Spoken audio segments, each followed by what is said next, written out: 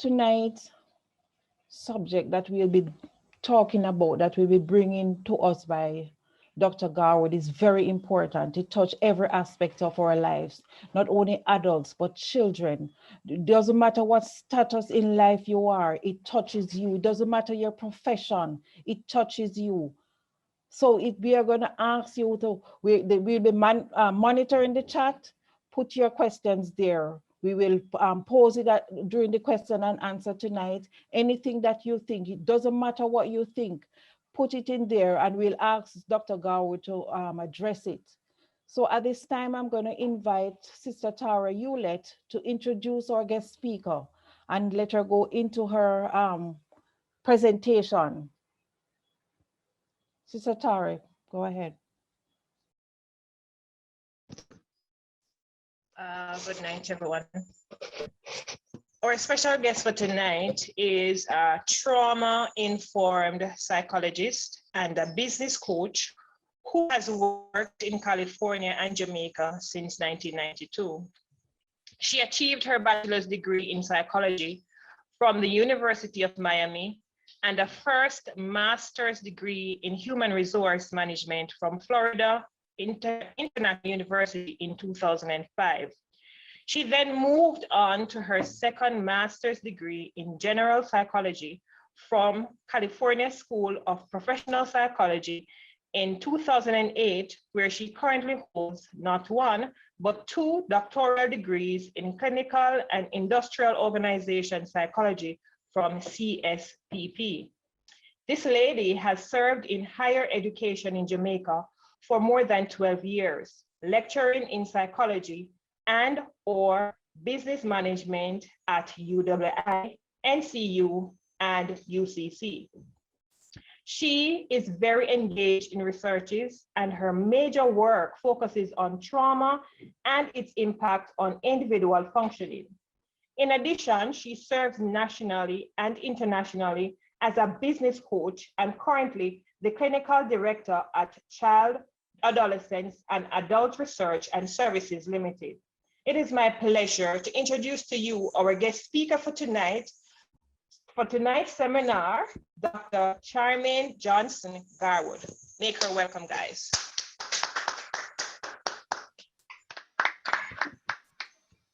Bless God, bless God. Hello, everybody. I'm deeply touched to be here this evening with you, and I really want to thank Sister Campbell, Jacqueline Campbell, for inviting me to talk to this wonderful group of faith-based people.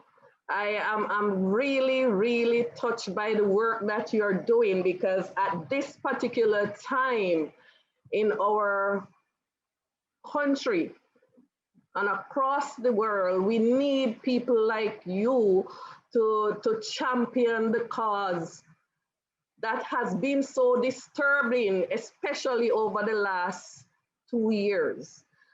I can say this much: mental health is not something that emerged because the pandemic is here. Mental health has always been a force to reckon with, especially in Jamaica. I see, when I was in California, I was sitting down talking to a group of my peers, and when I talked to them about the child practices in Jamaica, how we raise our children, the kind of punishment that is administered to our children, the exposure to violence, and the early problems with incest and sex abuse that our children go through, the homelessness of even young children as young as 5 on the street. One of my colleagues got up and she said, I need to make a call to the Child Services Protection. And I said, wait, you have a case? And she said, no, I'm going to report a whole country. And this was because the magnitude of the problem that we have in Jamaica overall without the pandemic is so great that crime and violence is on the increase, and our government try to put in measures so like more more curfew and more soldiers on the road and more police is on the road, and yet mental health was not touched in a significant way. So if you ask me, what is one benefit of the pandemic, I would say it has brought mental health to the forefront. So at least we have that coming out of the pandemic. Because now we can look at mental health globally, and we can see some of the things that are plaguing our society, yet go unnoticed and unaddressed for decades, converting our country into a place that was becoming uninhabitable because of fear for our lives, fear for our well-being, fear for work, fear for in every way. We became fearful. Jamaica is ranked as one of the countries that is plagued the most with crime and violence. And yet we are some of the most resourceful people. Now let's look at what has the group has asked me to address mainly. I'm not going to go into the depth of all the other ills of our country, but I will definitely focus on the pandemic in this half an hour that I will be speaking. So let's look at mental health as it relates to what has happened over the last 2 years with the pandemic. We were forced to retreat inward. We were forced to minimize contact with each other, with one another. And we know as a people, we are social beings. We cannot survive without interaction. And as we were forced inwards, most of us have to deal with some of our deeper existential threat, because we could no longer communicate as easily to someone and say, beg you a $10, help me pay me light bill. There was not this kind of face-to-face connection that people could address their needs in ways that were palpable and get the sympathy and empathy of their fellow man. And so the communal spirit that actually buffer us from some of the ills of society was now minimized. Then you have the problem with our young children who now had to also retreat to the homes. No interaction, no school going on. And then the camera was coming into their space, and some of the conditions were not habitable. So I'm glad that some of the teachers got winds of it and they were telling children to turn their cameras off, and it was okay to just do audio, because here it was that a lot of our children could not even expose the conditions that were in the home. Some of our children did not have the resources, like the laptop or the internet. And so that in itself isolated them even more. And with this isolation came a lot of anxiety, shame, depression, panic attacks, and fear of failure in life. So that's just some of the minor things, because when I say minor, is minor compared to the bigger internal turmoil that would have been going on with the magnitude of this distress. Because now you have a lot of parents being laid off as well. So they could not prepare for their family financially anymore. A lot of times you would have parents going to work. So you have mom and dad leaving the home early morning, coming in late at night. By the time they get home, it's just time to whip up something to eat and go to bed. So the children did not get to witness some of the kind of hostility that exists between their parents. They were now faced with that. So they had to, it was now front and center in our homes. So there were now, you have the domestic violence increasing because there's less money, more frustration, more stress. And now people were becoming hostile because when people are in distress, they become more irritable and more aggressive. That's what stress does. Some of the ills of stress, not all. Some people might get so depressed and weak. So now you find depression on the increase because people losing job, they can't take care of their family. And so the depression was on the increase. So children also get to see the powerlessness and the helplessness of their parents as they actually were able to connect in lifetime with this distress. And not enough help, not enough connections, not enough people to talk to. As a matter of fact, people actually get their little therapy from walking around in the neighborhood and talking with one another on a daily basis about conditions in their lives and in their homes.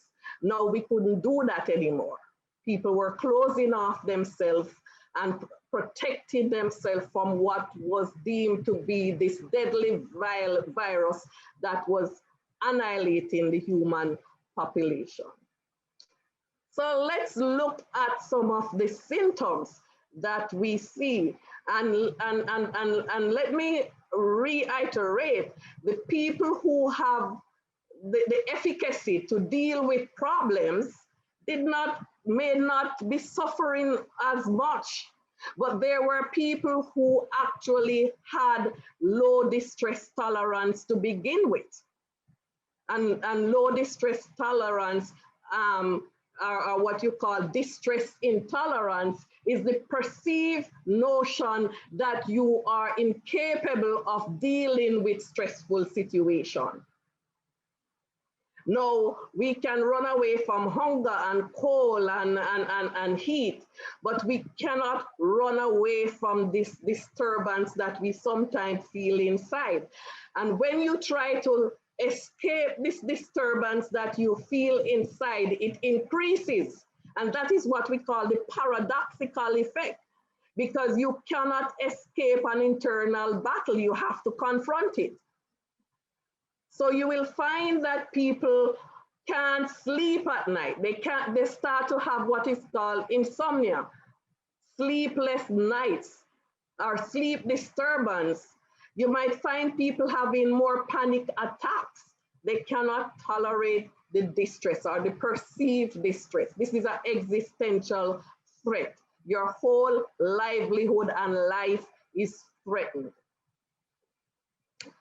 So you find anxiety on the increase, depression on the increase. You find more relational problems, such as marital problems, more child abuse going on because of the low distress of the parents. You find children themselves exhibiting low distress tolerance as well, because they cannot survive having to stay in so long. And so this is why, despite the fact that police was out and arresting people, putting them in jail for violating curfew, some people, it was worth the risk.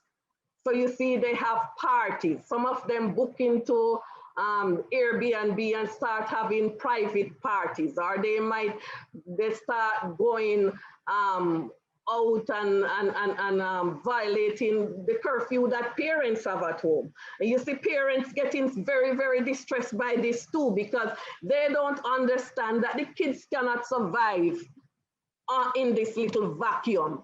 So they're going to break curfew and they're going to have their private parties and they're going to do something to ease the discomfort that they have.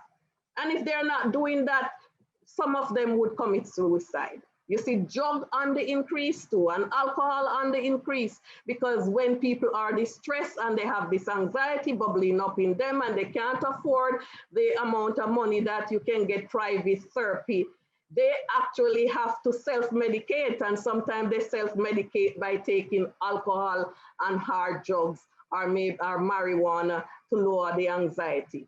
And now you see that actually predispose a lot of the young people to a lot of harsh hostility coming from the parents. So that is just a backdrop as to what goes on mentally when you have a threat such as the one we now face.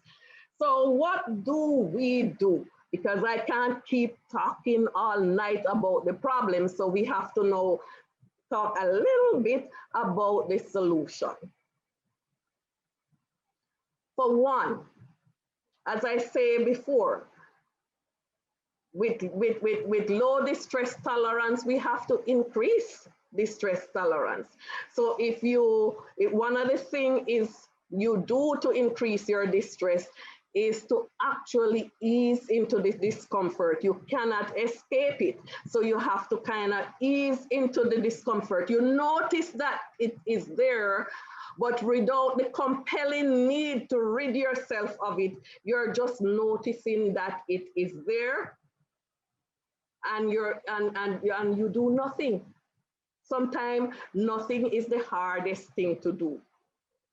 Because if you can't get a job, you're going to be looking for a job. But if you begin to stress about getting a job, your anxiety increase, your frustration increase. Then you talk to somebody about a job, they see all of that distress.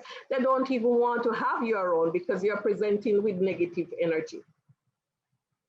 So it's a way of recognizing, or what we call radically accepting that the condition is there. It's not that you're not going to do something about it. You radically accept first, and then you move towards change. Because when you try to get yourself out of distress too forcefully, it's like a Chinese handcuff. If you pull hard, you get stuck more. So to actually get out of it, you have to get into it.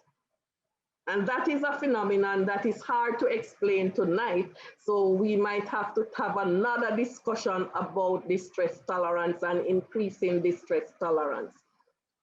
Another thing that we want to do to increase our distress tolerance and balance our nervous system is what we call increasing the heart rate variability, or get a nice smooth rhythm in our breathing so that our heart rate and pulse rate are basically synchronizing.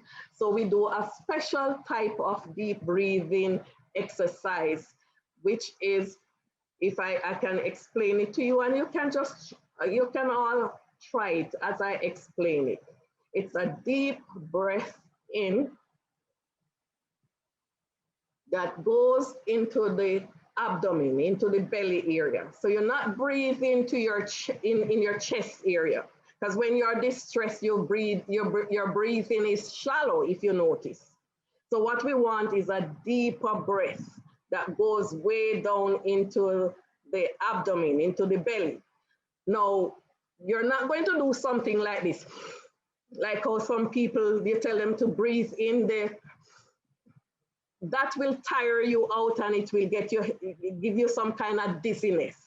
So what we want is a natural, smooth breath, just like you would breathe naturally, but we only want to keep pulling the air down until it goes into the belly area. So it's something like this.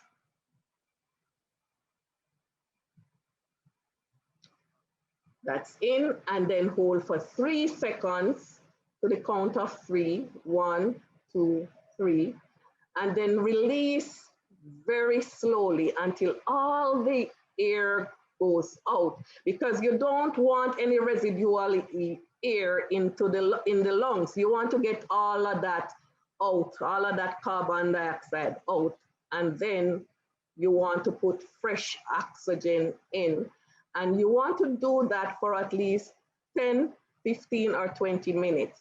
You will get what you call cardiorespiratory synchrony. It balances the nervous system. It makes it more difficult for you to get angry or frustrated or stressed out, whereby you can't cope.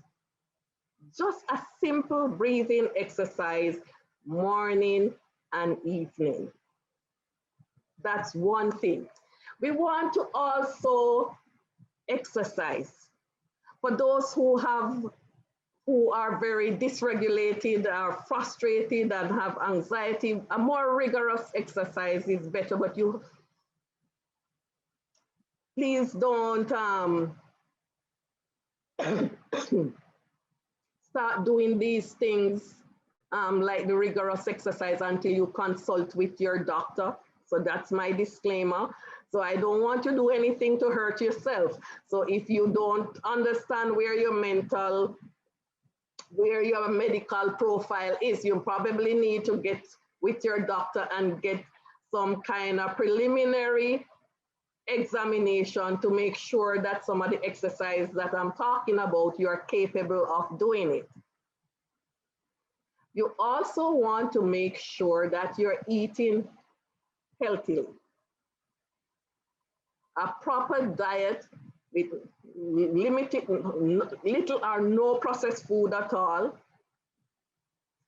no sugar, no bread and biscuit and bun, those things that Jamaican like. You probably want to stick with your ground provisions. We want to stay away from processed food and complex carbohydrate, because that increase depression. It increase problems. It makes the body sluggish. It makes it hard for you to function. It clog up your system. You can't think clearly. So you want to make sure that you're staying away from things that are not healthy. You also want to get adequate sleep. When you go to your bed at night, you might find that your thoughts are racing because you have, am I still on?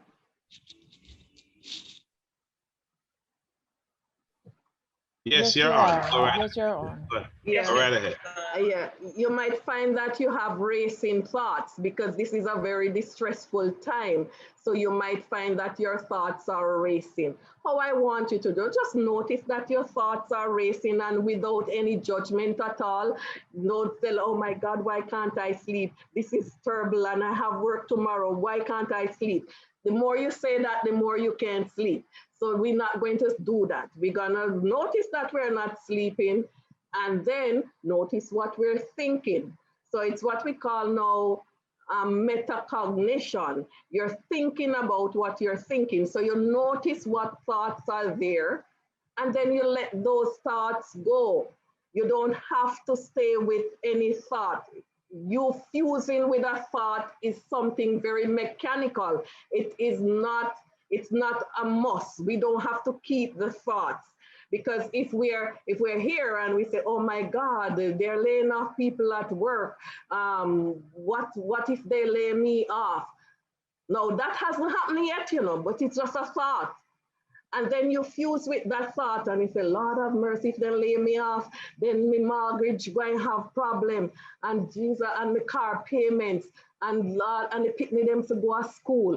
And then the thought don't stop there. Another thought is triggered, and it said, why if you picnic them drop out of school, then good I go to work list, and before you know it, one thought change from a thought into a composition, and then it changed into a movie, and then it changed into a sequel.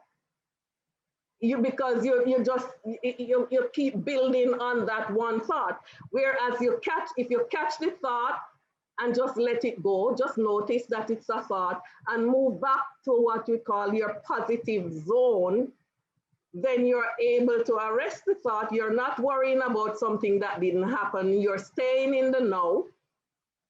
and you're better able to cope with the distress. We are not saying the distress is going to go away. We're saying that you will be better able to cope with it. Another thing that you want to do is ensure that you're drinking enough water. Something as simple as stay hydrated and get enough sunlight. You want to make sure that you have your vitamins and your minerals, and you're healthy, because when you're healthy, you're better able to solve problems.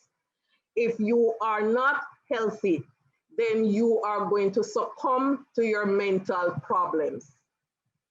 Because when you have mental distress, your immune system becomes compromised and you are more likely to get unwell physically, not just mentally. Mental problem is associated with physical problem to a great extent.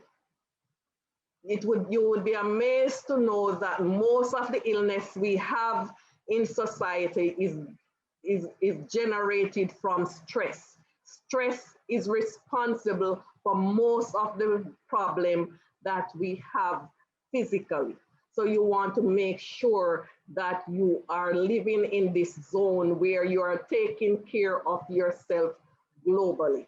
We also want to do our little meditation every day, where we sit quietly away from everybody and just experience ourselves in real time, so that we notice what is happening to us, so that we can correct it fast. If we are not even mindful of what we're thinking about, or what distresses us, or what triggers us, we can fix the triggers. So we want to ensure that we are treating ourselves well. Do your little gardening. A lot of people are saying, oh, we can't get out and we can't talk to anybody and we are locked up. Talk to your flowers, water them, tell them how nice they look. The mind don't know any different. Sometimes it thinks that, sometimes just talking to your pet, your dogs and your cats and your cows and the mind is very much engaged, thinking that it's interaction. It's interaction nonetheless. So you might not be able to talk to your neighbors, but you have pets and you have animals and you have trees and you have birds and you have bees. Get ahead and start engaging in other parts of your life that you had ignored before the pandemic. We also want to be able to reach out to groups that are online, that they have a lot of social groups. You have to vet them, because they have bad ones and they have good ones, but they have healthy groups that actually people are connecting with online, and they are benefiting from those very, very healthy groups. So this is something that you can do as well. Don't just sit and think that this is the end of the world. No, there are benefits to the pandemic. If we sit and talk about how awful it is, then we are allowing the forest to block the trees. And now we cannot see the beauty of life at all, because all we're seeing is negative. So we want to look at some of the benefits of the pandemic as well. A lot of people that did not get affair with technology has to now get affair with technology, which is driving the economy right now. And some of us would have become extinct had it not been for the pandemic. Some of us are learning now that we don't have to take bus and go to work. We can work from home. People are becoming creative and they're developing we have more little entrepreneurs coming out of the pandemic than we have ever seen before. People are getting creative, using their creative skills. If you get fixated on how life should be, then you lose track of the opportunity that you would have had to grow. So we want to not just see this as a negative thing, but see it also as something that we can learn from. And we sometimes we become unconsciously paralyzed by our fear. Our fear locks us up so tight that we cannot think. And so when we allow ourselves to not just look at negativity, but also look at positivity, then we are able to open up ourselves to new opportunities. So we want to be able to look at talents that we never used before, but we have, and we might find ourselves benefiting. This little bracelet that I have on my hand here, and it has the name of my company and it says Peers, was made by one of my clients. That a little young lady, she came in and I bought about 2 dozen of these little things with the Cares on it, and I gave some to my other clients, and I keep some for myself. And this was how she was now making money, by staying at home doing little things like these. And it is very strong. It has been on my hand for more than a year now, and I'm proud of it. So we have our little creative juices that we can use to even subsidize the income that we have or had before. Another thing that we want to be doing, another benefit from the pandemic is this. We have our students more globally connected. As a matter of fact, you find that the government was underfunding school where technology is concerned. Now they didn't have any option. Now they have to fund the school where technology is concerned, and teachers are now equipped with computers and all these little tablets for students.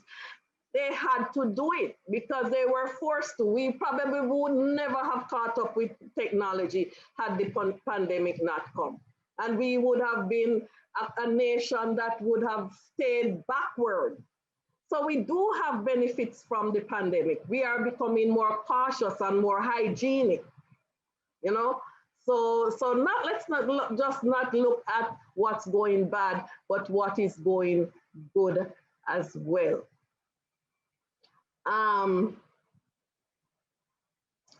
Let me see anything that I didn't, okay.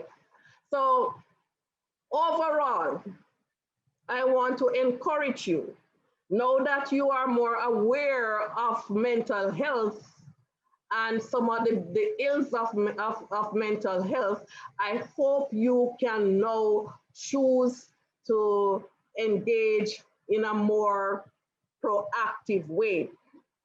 Not just during the pandemic, but after the pandemic as well, because mental health is critical. The pandemic wasn't here when I went to the United States. But when I went to the United States, I had to do therapy for myself, because you had to do therapy to be awarded degree of a therapist. Because if you don't do your own therapy, then what you find is that when you're talking to people, your issues and your life complications now spill over, and you start projecting it onto your client, and it is all confusing. So you might find that that some people go to therapy, to the therapist, and all the therapist does is sit there and talk our own business, because his own business, because you actually have never worked through the issues that you have. We all have a lot of triggers. We have a lot of problems. Some of us can't even keep jobs because we're irritable all the time. Some of us we are fusing with other people. So you hear people talk about you're paying attention to other people's business. Of course you have to pay attention to other people's business. Your life is so distressful that you can't focus on it. If you focus on your life, you might jump off a bridge. So you focus on other people's problems that reduce the incidence of you having to be so distressful. Some people, they say misery like company. If you are if you are having severe mental health issues, you can't possible. I see one of my clients said to me one time, Dr. Garwood, my sister was talking about me behind my back. I said, you would not want her to talk about you before your face, because some of the things she has to say is too painful. So she has to say, and she has to say it. And so she finds somebody that she can talk to, and she don't want to hurt you. So she talk about you behind your back. That's fine. Because sometimes we are so distressed by the things we have in our head, we have to find people to talk to. And so when you have a good, healthy psychological boundary, you don't get bothered about what other people say, because you know who you are. And you know that people will have to talk, because that's how they keep their anxiety down. So we have a lot of things going on that will not go away after the pandemic. You will have to get help. Now, sometimes we choose people, depending on the extent of our problems, we probably need professionals. We cannot go and talk to people who are not professionals, because they're going to tell you from their perspective. They are not able to separate themselves from your crisis. And so they give you recommendations as it relates to how they would have handled it, without understanding your individual frame of reference. And sometimes your problem gets worse when you tell unprofessional people. So you might have to get professional help. You reach out to people in the community that are trained to deal with problems. Some people think that because you have a pastor and your pastor is a pastor, then he can deal with emotional problem. Not necessarily. He's trained to be a pastor, not a therapist. So some of the problems, you might have to seek professional help. You might have to go to the hospital or the clinic and see a psychologist or a psychiatrist. And the pastors themselves or the peer counselors have to know when the case is too much for them, and they refer. Nothing wrong with saying this is above my pay grade and I will have to refer you. I have had clients in my office too where I have to say to the client, this is above my pay grade. You will have to see a psychiatrist. You need medication. So sometimes your problem is grave. We have to, and if we're participating in peer counseling within our churches, then we should at least equip people with the knowledge and skill to identify problems that are out of their scope, so that they can say, well, this is beyond my comprehension. I would recommend you see a therapist. So that is just some of the things I want to touch on tonight. I am not trying to advertise therapy. I'm just telling you that there are things that are beyond the scope of the general population, and some things you will have to see a therapist. There are some emotional problem and personality problem that people have that will take years to treat, not just 1 year. I was in therapy for 5 years, and I thought when I went in, I thought I was the most, I had 2 doctoral degrees. I was getting my 2 doctoral degrees. I had already had my 2 master's degree. I had a teaching degree. I wasn't shouting and killing anybody. There was nothing about me that says that I was disturbed. But when I went into therapy and recognized how much I didn't know about myself, I didn't want to come out. I stayed in there, and I stayed with Dr. Spielberg for 5 years, just learning about myself, until today. I can say with confidence, I go to bed and wake up loving life every day. I didn't know how to do that before I go to therapy. I can go to my bed and get up, and I can just observe people living their life, and I can see that, well, that might not be a good decision, but I'm not fusing with other people's problems. And that kind of steadiness that we get from even seeing a therapist is beyond what any money can buy you. And that is what happiness is. I say to somebody, happiness is understanding that it's not something you pursue, it's something you wake up and participate in. Happiness is not a thing that you're looking for, it's something that you have every day if you can see it. I think I'm going to stop here and open up the floor for some questions. I've spoken for 31 minutes. I think I'm now ready to take some questions. Overall, I want to tell you that it's a beautiful thing you have going on here, reaching out to people across the globe, bringing the information to everybody so that we can take care of ourselves in a magnificent way. I hope that my little talk this evening has enlightened somebody. And if you have any question that I didn't touch on and you would want to ask me, I'm very open to hear it now.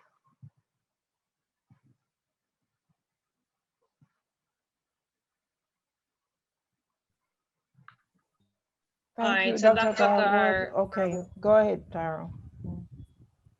All right, so I'm getting one from in the chat. It says, to what extent childhood abuse now having an effect on one's adult life? A great extent, because child abuse come in different forms. And depending on, you have research that has been done and adverse child experiences. And people who have had more abuse than others, the research shows has greater degree of problem than others. And not only that, they have shorter lifespan than others. So the more abuse you have gone through during childhood, your outcome is more, the prognosis for your outcome is worsened. So yes, child abuse have a significant impact on the adult life of people. One of the research that I have showed that in the US, clinicians, parents, and teachers will know that problems don't go away because you get older. In Jamaica, we tend to think that you grow it out. You don't grow it out. So let me just state that categorically. As you get older, your problems get bigger with you. You get bigger and the problems get bigger too. So you find that marriages, a lot of marriages fail because people are not able to deal with conflict and they're triggered easily by abuse. Even I don't know how many children on here, but it can affect even your sex life, where some people that has been sexually abused cannot even have healthy relationship with their partners. You have people who have been neglected, abandoned, and physically abused by their caregiver. And those people have dysfunctional attachment style so that they can blend with people in a healthy way. They can connect with people in a healthy way. It affects your trust level too. So if you have been like, especially people like with incest or sex abuse, you can't, there's no trust. You cannot connect in a deep way with another human. And there are some people that it don't affect as much, but it's just a small population. It's maybe, for the majority of people that has been abused in childhood, yes, you do have negative outcome. And you hear people talking about don't spoil the rod and spoil the child, and they don't understand even how to administer corporal punishment. So they really terrorize children, parents terrorizing children with threats all the time. You find children developing anxiety disorder because parents are always threatening them or they are beating them. And for simple things, a child could be outside playing, for God in heaven's sake, and get beaten for having fun. So the child get confused because what should give me pleasure is giving me pain. So it's a whole lot of turmoil we put the world in when we abuse our children.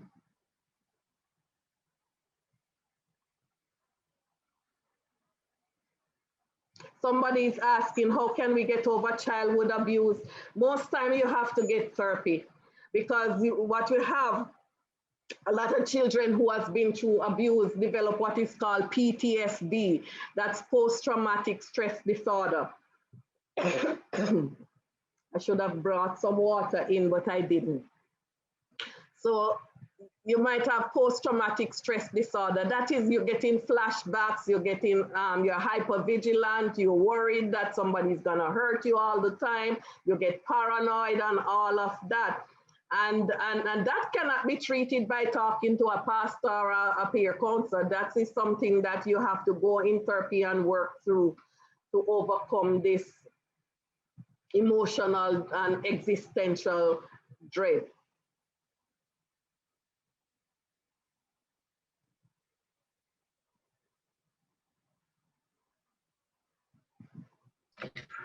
All right. I have another one, Doctor.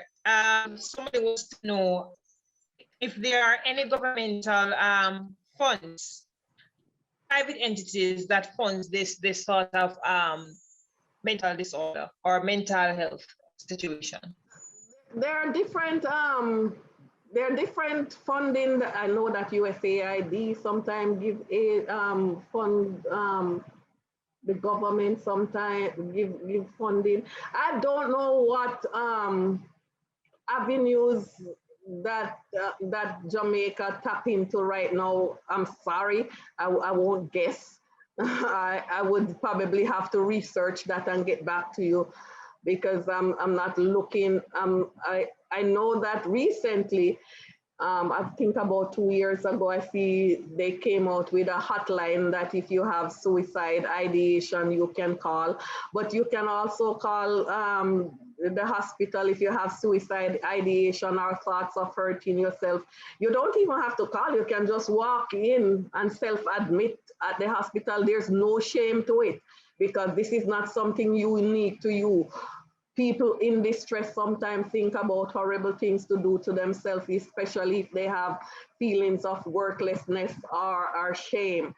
This is not a problem that we put under the bushel. This is something that we claim our right to life by taking control of ourselves.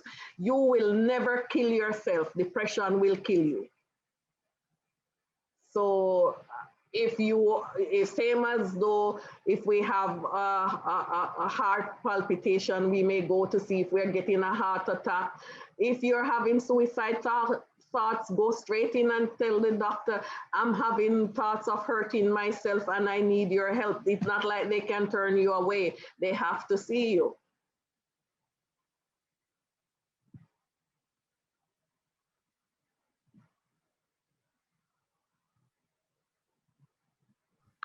All right, thank you, Doc.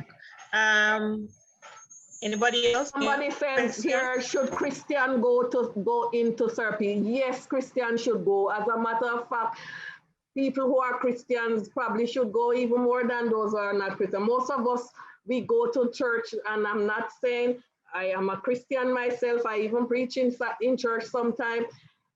Yes, we should go and see a therapist because God himself used other people to help other people when he was on earth. God helped people through his servants.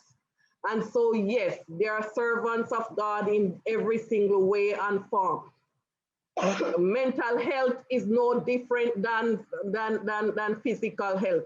The same way you go to a medical doctor, yes, you go to a psychologist or a psychotherapist, because sometimes you have chemical imbalance and you need to be on medication for your depression and your anxiety. or you need therapy to assist that. Even sometimes when you go to the doctor and you get the medication for depression, you need to work with a therapist to kind of unpack some of the things that are actually causing problems. So by all means, if you're going to say God is the healer, then we would never go to the doctor. But God healed us through by using other people as well. And so we should seek out those who are equipped with the knowledge and skill and get ourselves started out. You're not going to get better from your mental health problem by sitting and praying. I'm not saying God don't perform miracles, but he didn't perform miracle on everybody. Some people had to use the resources that were available to them to get help.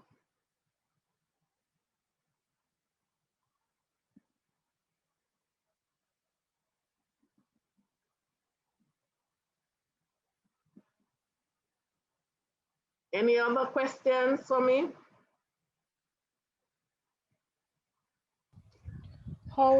Somebody is saying here, would you recommend reading for at least 30 minutes a day as a form of meditation coping mechanism? My godson. Oh, Lamar. Oh, hi, Lamar. Yes, sometimes meditation, reading is very helpful in increasing your cognitive awareness. But I'll tell you something about the difference between cognitive and emotional engagement. When somebody is extremely distressed, before I start giving them anything to read, I start off with the bodily sensation first. It's what we call the bottom up approach in trauma therapy rather than the top down approach. And this is something that I'm gonna get a little bit technical here now, Lamar. So if you think about it, the limbic system, if this is the brain, this is what the brain kind of look like if you think about it. So you have the brain stem round about in this area, and all of that is primitive. It is all impulse driven, you know. And then you have the limbic system that stretches across, which is actually going to regulate the emotional center of the brain. So it is you have the emotional regulation area, but you also have the attachment area on the limbic system, and that's just talking globally. And then you have up here like the prefrontal cortex in this area. This is the place where you think and reason. But let's say that you have some emotional distress and you get stuck in midbrain, and your brain and your thoughts are racing and you're flipping things in your mind all the time.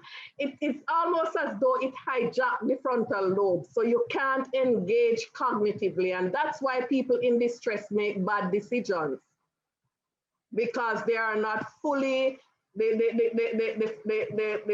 the prefrontal cortex is not fully engaged because they are preoccupied with the emotional distress. And that is just kind of saying it big and broad. I wouldn't, you know, I would have to unpack that in a different session. I couldn't unpack that right here now. So before I even go to reading, I would probably start getting people to kind of get in touch with themselves emotionally.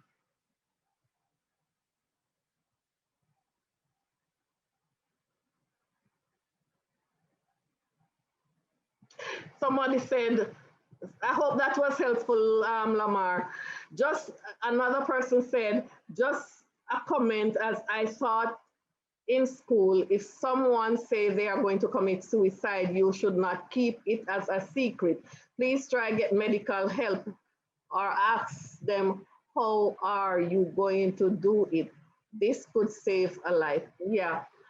If somebody said they are going to commit suicide, don't reason with them at that time. They need to just get to the hospital. If they, especially if they have a plan. If they have a, sometime we actually, if they say they're gonna commit suicide, if they come into me, then I'll assess to see whether or not it is a suicide ideation or a suicide intention. A suicide ideation, you're just thinking about it, flirting with the idea, but you don't have a plan. A suicide intention, you have a plan. You said, I have the rope, I have the this, or I plan to drive off my car over a flat bridge or something. You have a plan. So if you have a plan, chances are they're going to hospitalize you, but that is okay. Our job is to save your life, not to appease your ego at that time. Because some people don't want to go to the hospital because they are ashamed. Mental health problem, there's no disgrace to it. Absolutely no disgrace. And some of us, like myself, who went into therapy, didn't have a mental problem. I just want to develop myself and become the best version of myself. And I recognize that therapy was helping me to do that. So sometimes we go to therapy, not because we're mentally deranged. We go to therapy for self-empowerment.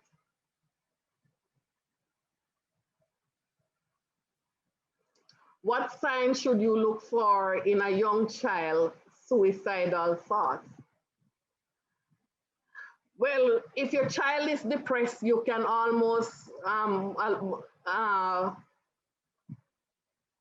if you see the child withdrawn, don't want to talk to anybody, not eating, sleeping a lot, not making connection with friends, that is some kind of signal that something might be going on with that child. And that's when you probably need to take the child in, assess for depression, and see whether or not, you know, they are in danger of hurting themselves. Nowadays, a thing going on where you see children cutting. They are not cutting because they are bad people. Sometimes they cut because the internal pain is so great that they have to do something externally to ease the pain. And sometimes they cut because they want to bring attention to them, to the adults around them, that I am truly in distress. So badly in distress, I want to hurt myself. So sometimes it's a cry for help, and we should use that as a signal as well. Somebody is saying, if you have problems in your life and the doctor tell you it's okay to pretend as if nothing is happening around you if you want to live longer, do you think it's a... Oh boy, that's funny. I don't know why a doctor would say that, but I think it may be that doctor have a good relationship with you and think making fun of it would lower your anxiety. I don't know. But I take every problem that somebody presents with as a serious case. And yes, we can use imagery to sometimes reduce our anxiety. You know, I can pretend I'm on the cloud watching the skies and the bird is flying and chirping. I can pretend, I can do some kind of mental imagery. I can imagine myself sitting on a bed of cloud. And sometimes in therapy, I'll do that with my clients where I use imagery to help them relax. But to say, pretend that nothing is happening, something is happening, and I don't know how you pretend something, but I can say to the person, let's radically accept that this can't change right now, and let's work towards a solution. And we want to engage in small wins. A lot of time we want the total problem to be solved, and because we don't get all, we want none. So the all or none kind of conditions where we think that everything needs to be right or else nothing is right is a problematic thought process. So we want small wins. So maybe if you want to If you want to get from Montego Bay to Falmouth and somebody can carry you to Rose Hall and then somebody else carry you to somewhere else nearer to Falmouth, then all those small wins get you where you want to go. So sometimes we start small. Maybe we want to exercise for half an hour each day. And when we start, the depression is so bad that we can only get in 5 minutes. 5 minutes is okay, it's better than 0. So we start setting small targets until we complete our bigger goals. And I would say that, you know, let's celebrate our small victories. Sometimes you are in a contentious relationship and you can say, oh, we will never quarrel again. You said, oh, let's work on not quarreling for 5 days. And then after you complete 5 days, you say, let's go to 10 until you find that you can tolerate the stress and don't have to quarrel at all. You know, so we start small and we kind of celebrate is what our small wins is what we call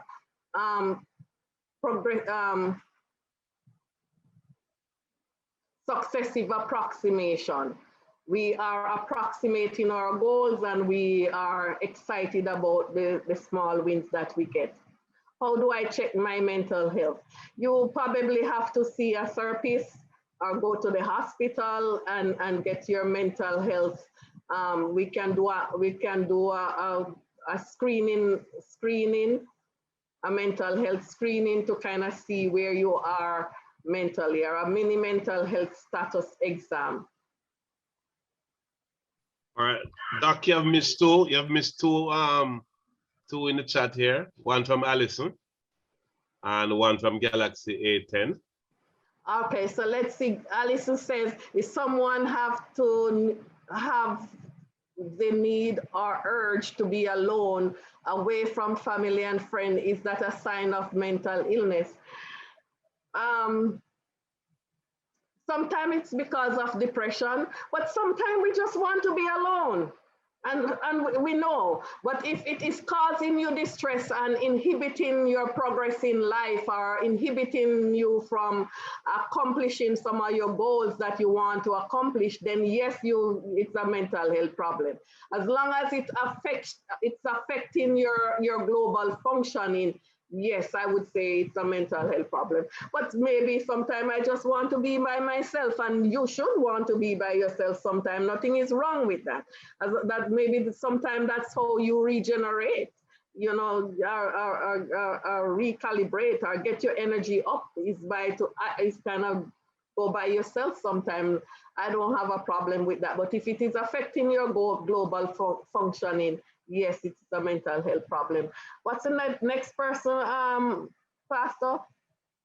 Galaxy A10.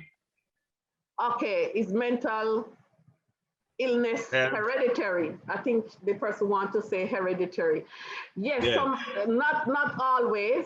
Sometimes you develop mental health through social engagement, like the people who experience abuse and develop mental health problem. That's not hereditary. Sometimes you develop some self-esteem issues and you can't function and you have social anxiety when you go out in public. You're afraid of negative appraisal and all of that. That sometimes it's just because you internalize the negative, some kind of negative voice, like people putting you down all the time, and that's not hereditary. But there are mental health problems like schizophrenia that is hereditary. There are other, what we know is that the stress hormone does pass the placenta barrier when you're pregnant. So if your parents are experiencing severe distress during pregnancy, you might find that you're born with the propensity to develop anxiety and depression even more than your peers. There are people who their parents smoke or drink during pregnancy and do hard drugs. Those those things, teratogens, you know, they cross the placenta barriers too and cause problems for the child. So yes, you can be born with mental health problems due to different things. A lot of different ones are hereditary.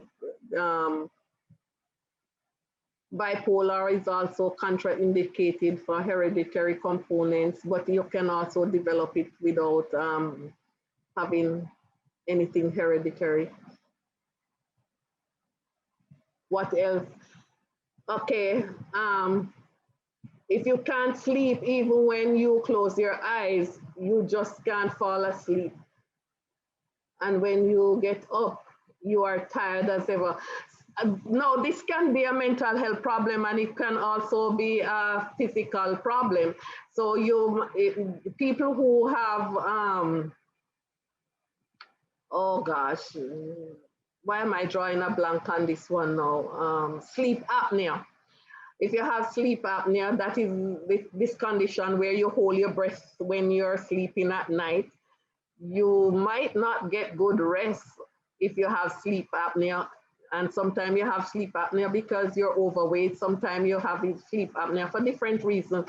You might have to check with your doctors to see why your sleep is a problem, why you can't sleep at night and why you wake up very tired.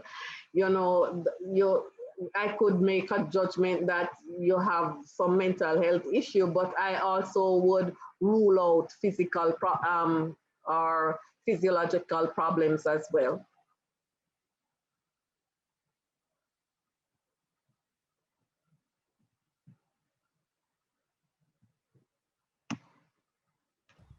Did I cover everybody? You know, Pastor, if I don't go and drink some water now, I might develop a problem too. Yes. Yes, I always have my water with me. So I have 3 minutes. I offer you 1 hour and I have 3 minutes. Anybody else have any questions before I leave?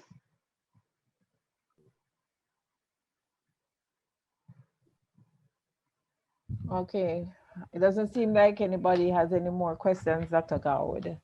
Well, it's my pleasure. I really like how engaging your audience was, and I am sorry if everybody didn't feel confident enough to put their questions here.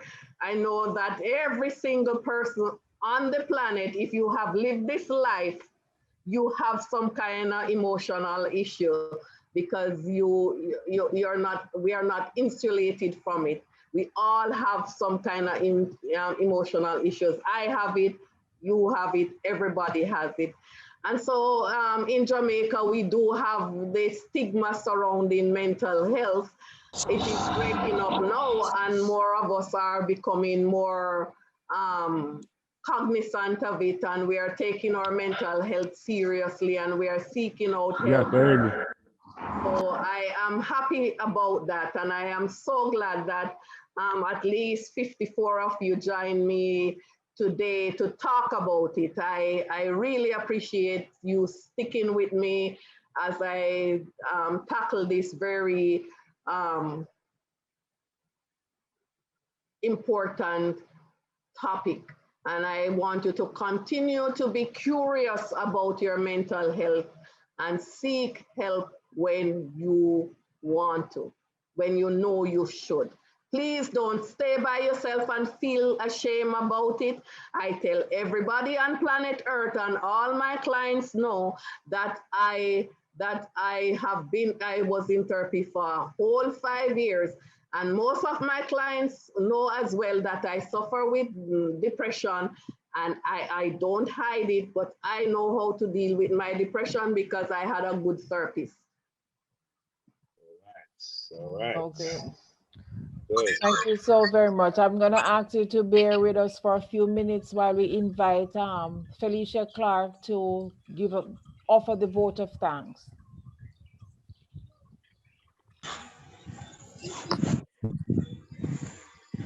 Dr. Johnson-Garwood, it is a pleasure to finally meet you. Hi, Good. Hi, Felicia. I am awesome. How are you? I'm good, I'm good, I'm good. Lord, bless the Lord. On behalf of PCAM, we thank you wholeheartedly for taking the time to be a part of our 4th annual Convocation 2021.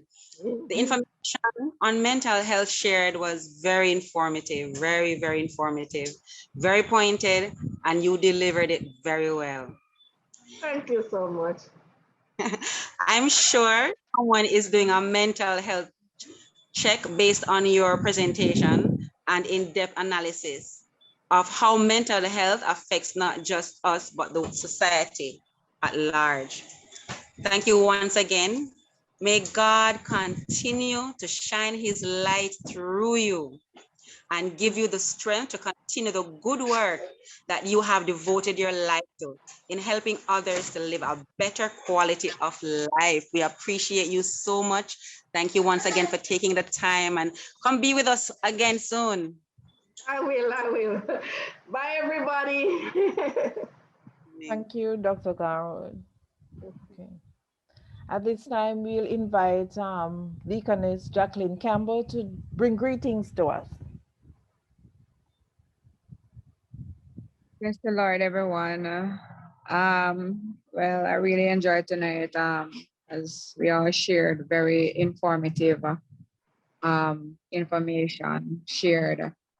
Tonight, I just want to encourage us all, with the word that said, if ye abide in me and my words abide in you, you shall ask what you will, and it shall be done.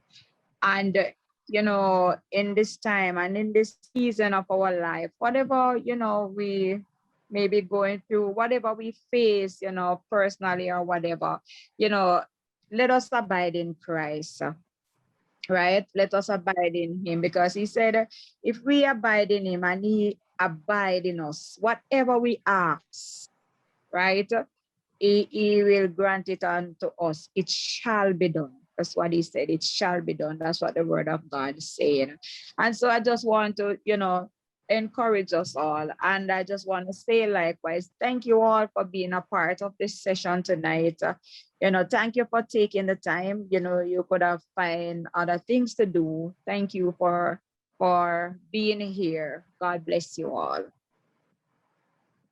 Dr. Garwood, if you want to drop off, you can. I know that you're thirsty.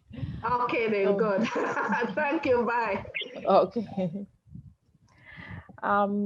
Minister Salter, I want to invite you to greet us.